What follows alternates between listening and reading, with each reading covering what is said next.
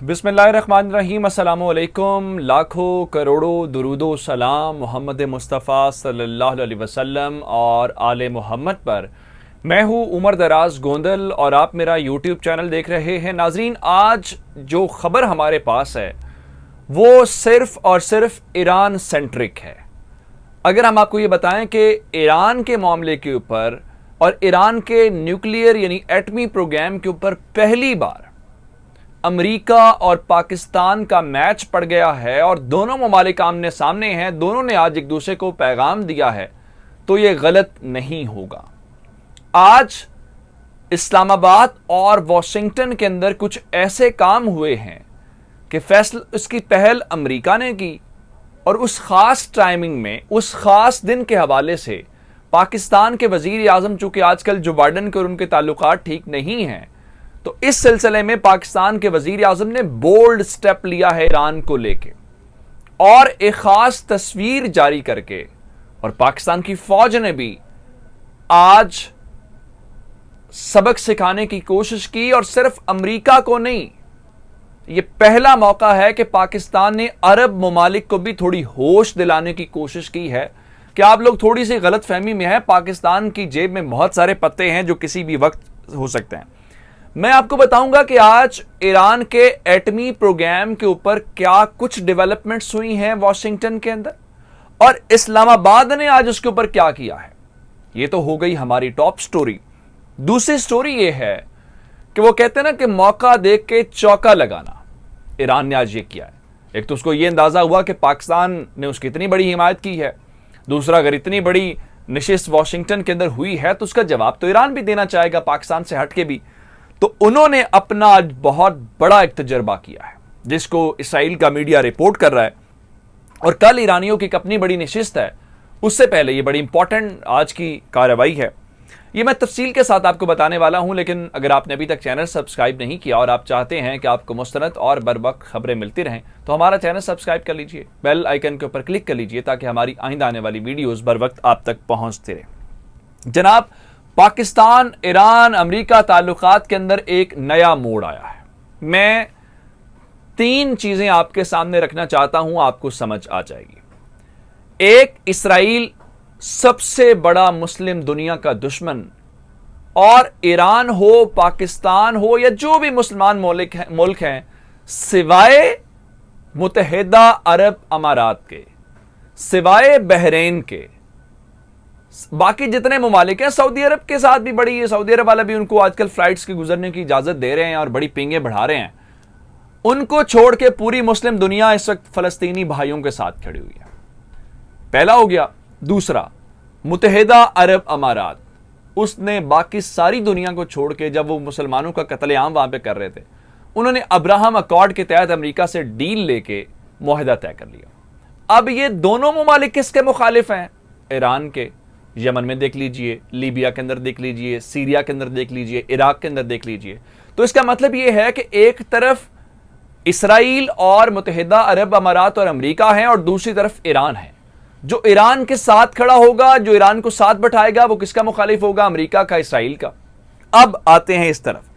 आज दो अहम मुलाकातें हुई हैं। एक मुलाकात वॉशिंगटन के अंदर हुई है जिसका मेजबान अमेरिका है। दूसरी मुलाकात इस्लामाबाद के अंदर हुई है जिसका मेजबान पाकिस्तान का वजीर आजम इमरान खान है। अब थोड़ा आगे चलते हैं।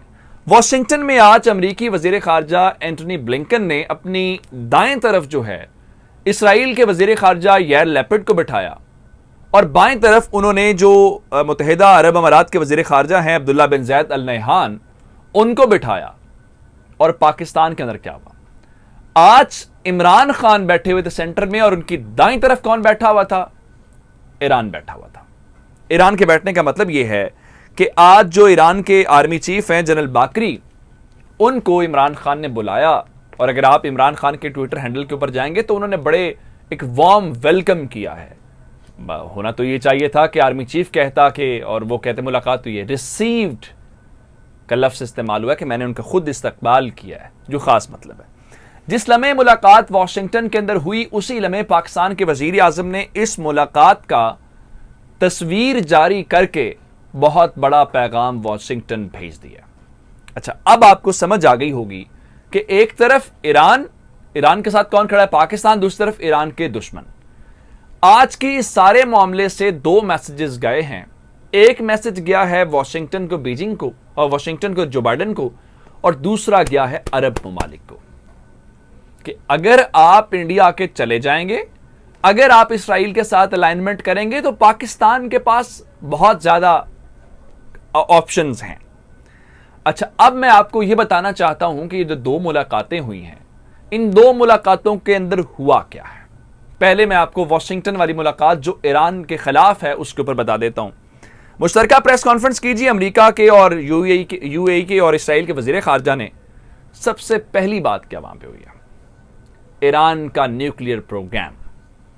इसराइल के वजीर खारजा ने कहा है हम किसी सूरत उसको यह हासिल नहीं करने देंगे, ताकत का इस्तेमाल करना पड़ा तो भी करेंगे।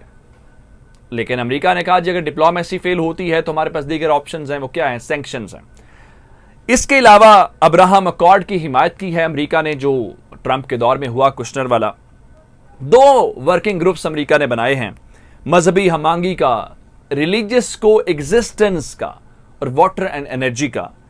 और इस सिलसिले में अगर एक काम नहीं हुआ तो वो फलस्तीन का केस और फलस्तीनी भाइयों का केस था, लेकिन मुत्तहिदा अरब अमारात को तो उससे कंसर्न नहीं है। अब इस्लामाबाद आ जाते हैं। इस्लामाबाद के अंदर आज क्या मैसेज किया है? इस्लामाबाद के अंदर पाकिस्तान ने आज पाक ईरान सरहद को अमन और दोस्ती की अलामत करार दिया। कहा जो ये दहशतगर्दी है इसको खत्म करेंगे और बॉर्डर के ऊपर मार्केट्स बनाएंगे ताकि दोनों ममालिक की इकॉनमी चले। इसका मतलब अमरीकी पाबंदियों का जवाब है। और पाकिस्तान ने आज कश्मीर के ऊपर अपना मौकिफ डट के देने के ऊपर और हिमायत करने के ऊपर वजीर आजम ने ईरानी सुप्रीम लीडर का और ईरान की लीडरशिप का शुक्रिया अदा किया है। और जनाब रईसी साहब के साथ मुलाकात दोशंबे के अंदर हुई थी इमरान खान साहब की, और अब इमरान खान ने इब्राहिम रईसी को दौरा पाकिस्तान की दावत उनके आर्मी चीफ को कहा कि हम आपका इंतजार कर रहे हैं, आप तशरीफ लाइए। ये मजीद धमाका होगा इनके लिए। आगे चलिए। ईरान ने मौके का भरपूर फायदा उठाया। एक, वॉशिंगटन वाली मुलाकात को पैगाम देना मकसूद था। दूसरा, कल जुमेरात को अहम मुलाकात होने जा रही है ईरान और यूरोपीय यूनियन के ऑफिशियल्स के दरमियान, क्योंकि वियना टॉक्स तो रिज्यूम होने की अमेरिका ने आज भी कहा कि टाइम कम होता जा रहा है उस टॉक्स को वापस आने के लिए। लेकिन इसराइल का मीडिया क्या रिपोर्ट कर रहा है? इसराइल का मीडिया कह रहा है सारी सिचुएशन के अंदर वॉशिंगटन वाली मुलाकात, ईयू वाली कल मुलाकात होनी है, उसके बीचों बीच ईरान ने आज एयर डिफेंस सिस्टम का बड़ा तजर्बा किया है। क्योंकि नतान्स के अंदर जो कुछ हुआ था उनके जौहरी प्लांट के ऊपर, आपको याद होगा, उन्होंने आज cruise anti cruise missile defence system का कामयाब तजर्बा किया है। और ईरान की फौज का कहना यह है कि ये अपनी उन जौहरी साइट्स को और अपनी जो सेंसिटिव साइट्स हैं उनकी सिक्योरिटी के लिए उनकी बहुत बड़ी कामयाबी है। तो इसका मतलब यह है कि आज का दिन पाकिस्तान और ईरान के नाम रहा है। मुझे उमर दराज गोंदल को फेसबुक, ट्विटर, इंस्टाग्राम के ऊपर फॉलो कर सकते हैं। मेरा यूट्यूब चैनल सब्सक्राइब कीजिएगा। आपकी इस बातों का बहुत शुक्रिया। खुदा हाफिज।